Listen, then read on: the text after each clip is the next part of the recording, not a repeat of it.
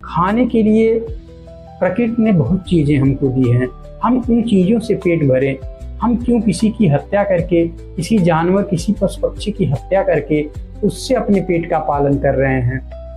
क्या हम इतने असभ्य हो गए हैं? क्या हम खूंखार आदमखोर जानवर हैं? सनातन धर्म कभी भी जीव हत्या की इजाज़त नहीं देता है और अब साइंस ने भी इसे स्वीकार कर लिया है कि मांसाहार को खाने से, मांसाहार का उपभोग करने से ही इस समय तापमान बढ़ रहा है।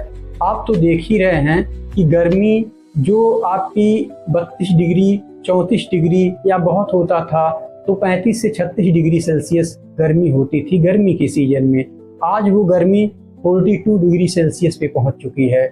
और इसमें इसके बहुत से कारण हैं, लेकिन इसमें कहीं ना कहीं मांसाहार का बहुत बड़ा योगदान है।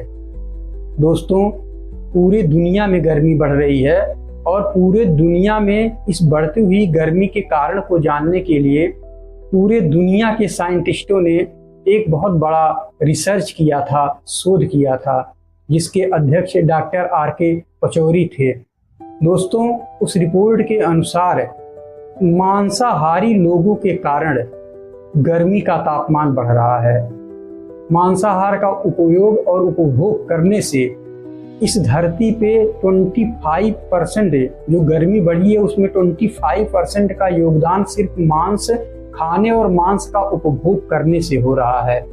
तो बताइए, जिस चीज को ना धर्म स्वीकार करता है, जिस चीज को ना साइंस स्वीकार कर रहा है, ऐसी चीजों को आप करते रहेंगे और दोष आप देते हैं सरकार का, प्रकृति का, नेचर का।